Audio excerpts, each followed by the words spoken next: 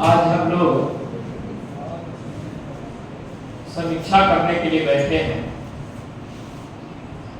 कि राजगीर में जो 2 दिवसीय प्रशिक्षण हुआ उसकी कमियां और खामियां क्या रही, इन बात पर हम लोग चर्चा करने के लिए यहाँ पर उपस्थित हुए।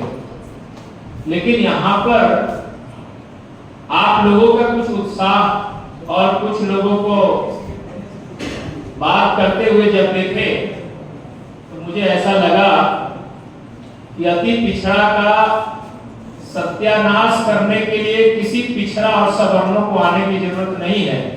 हम स्वयं ही सत्यानाश करने के लिए तैयार हैं, क्योंकि हमारे पास कोई अनुशासन नाम का चीज नहीं है। हमें पेट में दर्द है और सर फुलवाने की बातें हो रही है। अगर दर्द पेट में है तो इलाज पेट का होना चाहिए या दिमाग का होना चाहिए? पेट का होना चाहिए। पढ़े लिखे लोग और संगठन चलाने में कुछ दक्ष लोग यहां पर उपस्थित हैं और यही पर्याप्त नहीं है। जो काम हम लोग करना चाहते हैं उसके लिए जो यहाँ पे लोग बैठे हुए हैं, केवल यही पर्याप्त नहीं है।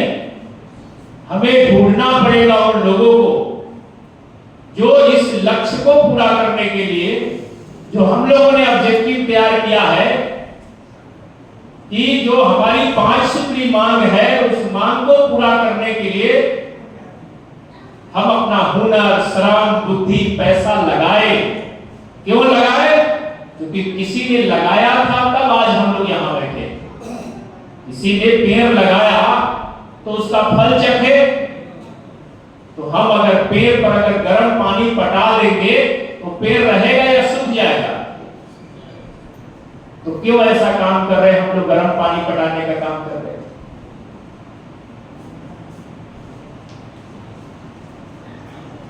निर्धारित लक्ष्य को पूरा करने के लिए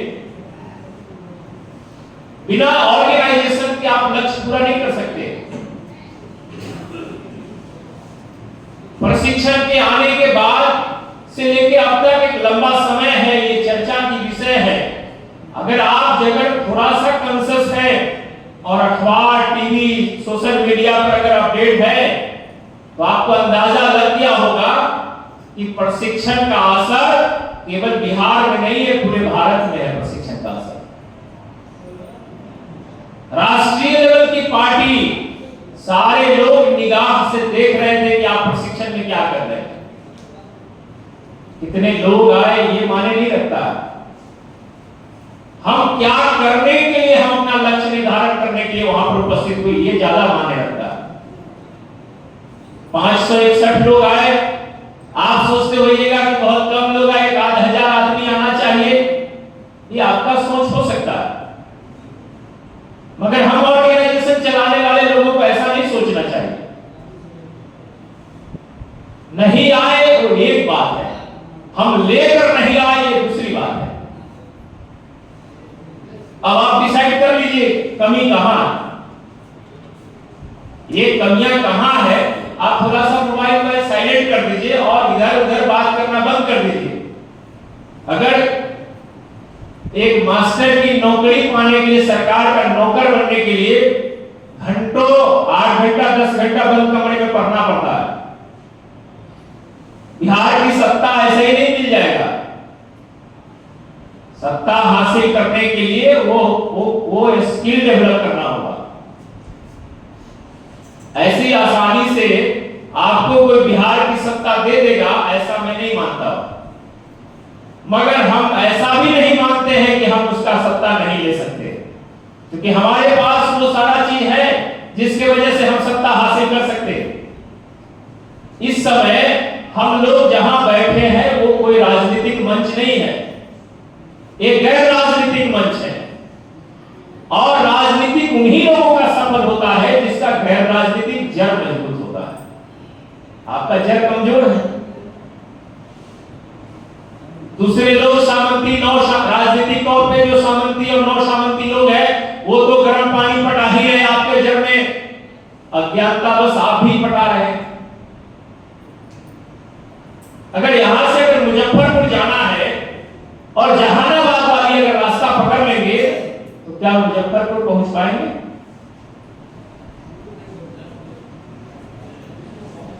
अगर यहां से दिल्ली जाना है और रात के अंधेरा है, कुछ नहीं दिखाई दे रहा, समझ में भी नहीं आ रहा है कि कहां जाए, कैसे जाए, रात के अंधेरों में अगर दिल्ली जाना है तो क्या आप जा पाएंगे? एक नौजवान आदमी कहा कि हम जा सकते हैं। कहा हाथ में टॉर्च है, हम टॉर्च जलाएंगे, जहां तक जाएगा रोशनी वहां तक अंधेरा को भगाएंगे, फिर जब तक वहां तक चल के जाएंगे तब तक वो रोशनी फिर आगे बढ़ चुका हुआ रहेगा, फिर हम वहां से और हम आगे बढ़ेंगे, रोशनी और आगे बढ़ जाएगा और धीरे धीरे ये रोशनी हमारे हाथ में जो टॉर्च है उसकी रोशनी से हम दिल्ली पहुंच सकते हैं। लेकिन उसके लिए क्या करना पड़ेगा? चलना पड़ेगा। अगर चलने की जो चाल हो, अगर दिशा विहीन चाल हो, तो क्या हम लक्ष्य को पूरा कर सकते हैं? दिल्ली पहुंच सकते हैं? नहीं पहुंच सकते। तो आज हम जहां जाना चाहते हैं उसके लिए हमारा निर्धारित लक्ष्य को अगर दिशा विहीन करेंगे तो हम लक्ष्य को साध नहीं सकते। बिहार में हम बिहार स्तर का ऑर्गेनाइजेशन सशक्त और मजबूत बनाना चाहते हैं, जो काम करना चाहते हैं, पहले तो हमें सरकार के पास जाके लड़ना पड़ेगा, भैया हमारा ये डिमांड है, आप पूरा करो। ये तो कहना पड़ेगा ना सरकार को। सरकार को कहने के लिए 5-10 की संख्या में जाएंगे, लाठी मार के भगा देगा, खदेड़ देगा। 100-50 की संख्या में जाएगी, आपकी बात को कागज लेकर रख लेगा, फाइल में लगा देगा। लाखों लोगों की संख्या में अगर जाएंगे, वाईबी रिपोर्ट करेगा लाखों की संख्या में लोग आ रहे हैं, तो आपका रिपोर्ट चला जाएगा सरकार के पास। सरकार आप पर लाठियां नहीं चलाएगी। क्यों नहीं चलाएगी? वो जानता है लाठी चलाने वालों से ज्यादा लाठी खाने वाले लोग खड़े, कहीं उसकी लाठी छीनकर इनको लाठी मारने लगे लोग। तो ये कैसे होगा? इस काम के लिए हम लोग यहां पर उपस्थित है। इसके लिए बिहार में अगर 38 जिला है तो 38 जिला में जो प्रभारी, जो संयोजक और सह संयोजक है, जो सक्रिय लोग हैं, उनको पुनः ये काम के लिए लगाया जाए। जहां सक्रियता कम है वहां पर सक्रिय युवा लोगों की जिम्मेदारी दिया जाए साफ तौर पे, और आपके पास निर्धारित समय है आपको काम करने के लिए, वो 1.5 से 2 महीना। ये 2 महीने के अंदर बड़ा लक्ष्य आपको दिखाई देना चाहिए कि 2 महीने के अंदर अगर एक जिला से 1000-1500 लोगों को इकट्ठा करने की क्षमता निर्माण हो गया तो ये कुर्सी चली जाएगी।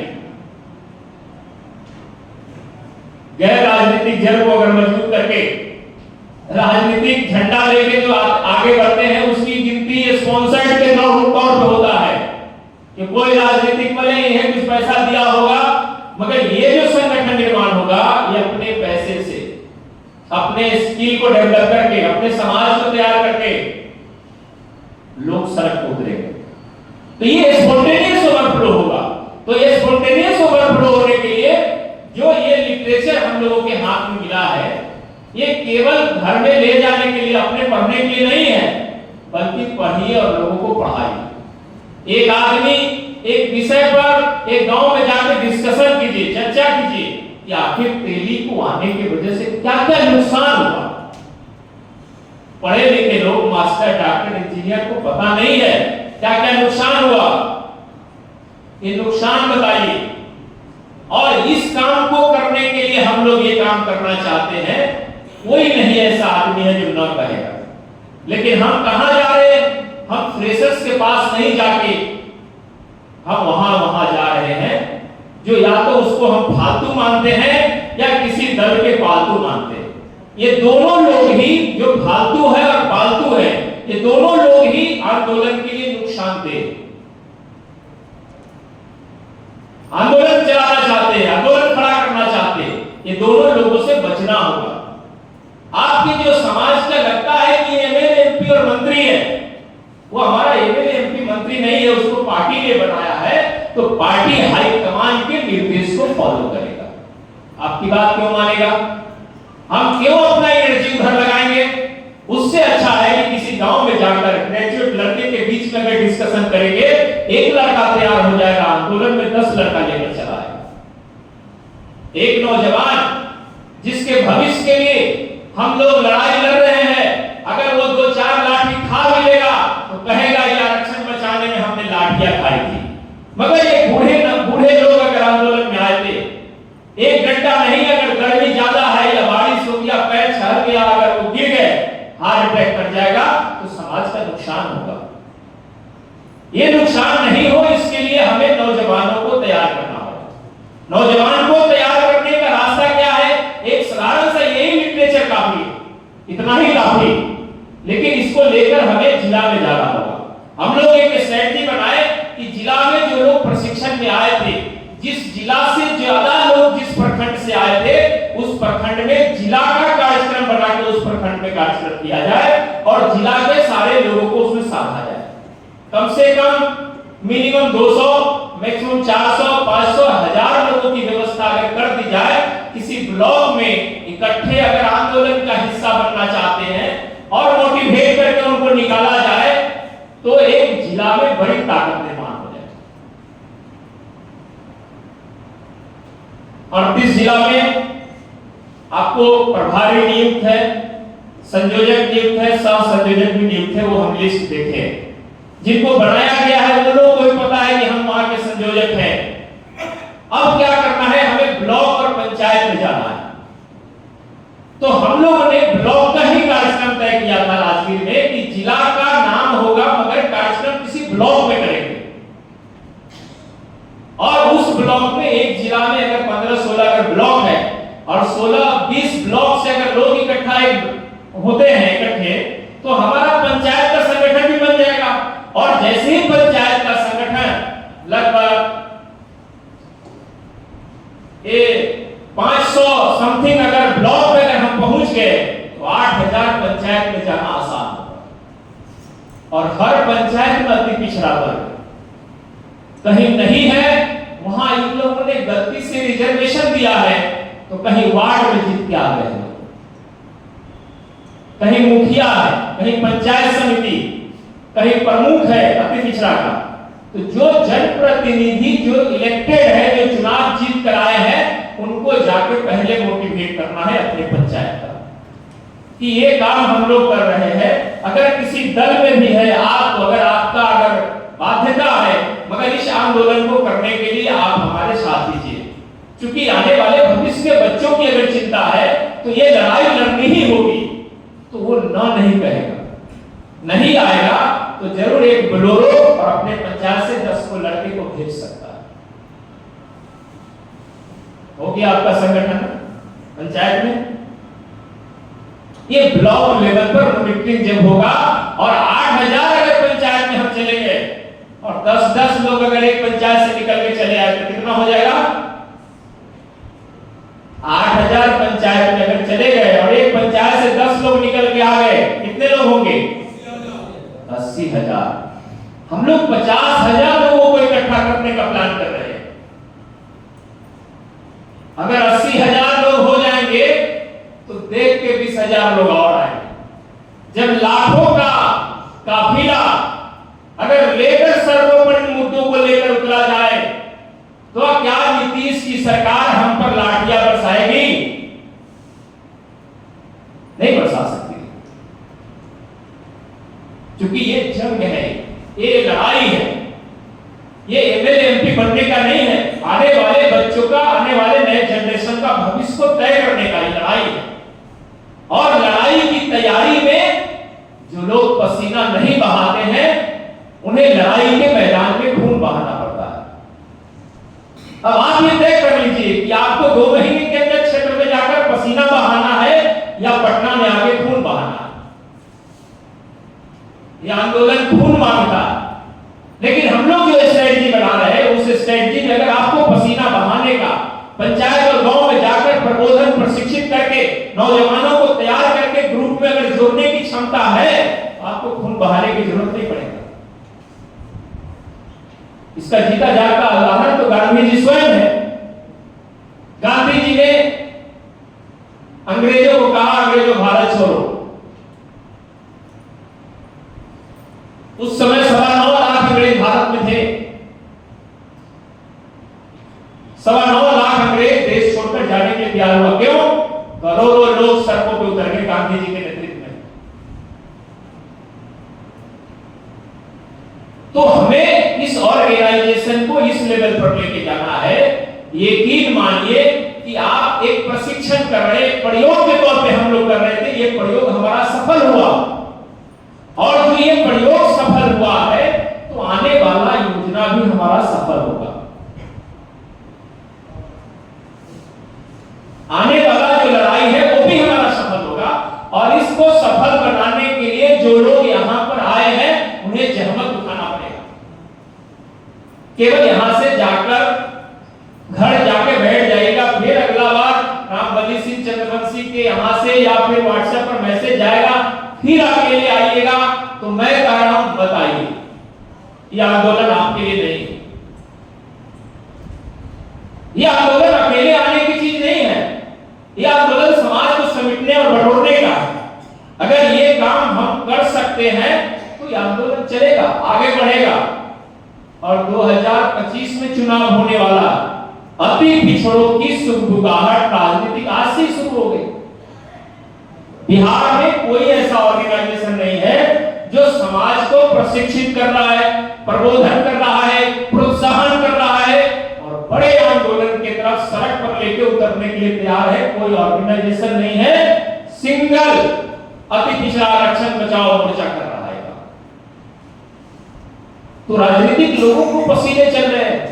पैसा देने के बाद, भाड़ा देने के बाद उनकी रैलियां में लोग नहीं आ रहे, उनके रैली में लोग नहीं आ पा रहे। तो ये काम अगर हम लगातार करते रहे तो 1 साल जब होगा ना, तब जब हम प्रशिक्षण शिविर शुरू करेंगे, फिर अगले साल जब रिपीट करेंगे, तो राजगीर में जो 561 लोग आए थे वो कन्वर्ट कर जाएगा 2500-3000 लोगों के बीच चला जाएगा। जिस समाज के 2500-3000 लोग बिहार के अंदर, किसी स्टेट के अंदर प्रशिक्षित और दक्ष और कुशल कार्यकर्ता होंगे, वो राजनीति को, दिशाविहीन राजनीति को दिशा देने का काम करेंगे। ये काम करने के लिए हम लोग यहाँ पर अपना श्रम, बुद्धि, पैसा, हुनर लगाना चाहते हैं। और मुझे यकीन है कि इस काम को करने में आप लोग भी तन मन धन से सहयोगी बनेंगे। क्या मैं सही बोल रहा हूं? सहयोगी बनेंगे। एक बात बताइए, इसमें कितना ऐसे लोग हैं जो राजगीर के प्रशिक्षण शिविर में गए थे? हाथ खड़ा किया। यहां 10% ऐसे भी लोग हैं जो राजगीर के प्रशिक्षण शिविर में नहीं गए थे, वो लोग भी आए। तो आपको पूरा यकीन है कि चर्चा चल रही होगी, तो आपको चर्चा से पता चला होगा, सोशल मीडिया से पता चला होगा कि कुछ हमारे समाज के लिए अच्छा हो रहा है। तो जो काम हो रहा है, अगर आज यहाँ पे आए हैं तो उसका हिस्सेदार आप भी, उनकी भागीदारी आप भी निभा रहे हैं। क्योंकि यह एक इतिहास लिखने का कार्यक्रम है। आने वाले समय के लिए एक बड़ा लकीर खींचने का ये कार्यक्रम है। केवल ये कार्यक्रम नहीं है। अब आप लोगों को आश्चर्य होने की जरूरत नहीं है कि यहाँ पे कोई बैठे नहीं है।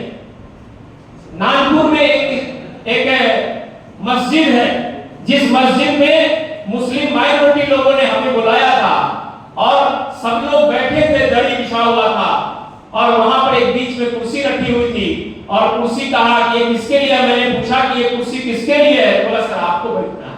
वो कुर्सी को जब हम हटा के बाहर रख दिए, उन लोगों के साथ नीचे बैठे, तो हमने कहा कि आप इस्लाम को मानते हैं और मैं मसावात को मानता हूं। आप इस्लाम को मानते हैं और हम मसावात को मानते हैं। हम व्यवहारिक तौर पे इस्लामिक हैं क्योंकि हम बराबरी को मानते हैं। तो जो लोग आज पासमानदा मुसलमान है, जो हम लोगों के साथ आंदोलन में हिस्सा बन रहे हैं, जो हिस्सा के जो वाजिब हकदार हैं, हमें उन लोगों के साथ एक साथ उठना होगा, मीटिंग एक साथ जब करेंगे तो आंदोलन के ऐसे ही हिस्सा बन जाएंगे। हम उनके हिस्से की भी लड़ाई लड़ रहे हैं, पिछड़े अति पिछड़े वर्ग में वो भी है। ये जो लड़ाई है 40% आबादी के अंदर नेतृत्व खड़ा करने की लड़ाई। आप यहां आकर बोलेंगे 1585 की ये लड़ाई नहीं है, ये दिमाग से आप निकाल दीजिए। 1585 की लड़ाई से हम लोग अलग नहीं है, लेकिन ये जो मामला है वो 40% मूल अति पिछड़ों के अंदर नेतृत्व खड़ा करने का मामला है। हजारों ये जो 2015 के बाद जो उनके जो बड़े लेवल पे जो हकमारी हुई है उससे बाहर निकालने का ये लड़ाई है।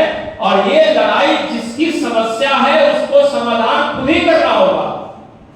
अगर समस्या अति पिछड़ों का है तो क्या समाधान पिछड़ा करेगा? नहीं कर सकता। अगर समस्या अति पिछड़े वर्ग के लोगों का है तो समाधान का हिस्सा भी अति पिछड़े वर्ग के लोगों को बनना पड़ेगा। और इस लड़ाई में आप लोग हिस्सेदार बनेंगे, ये मैं आशा और उम्मीद रखता हूं।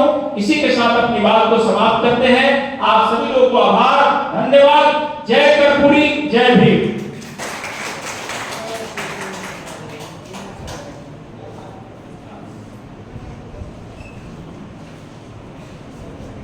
अभी भाई उमा शंकर सहनी जी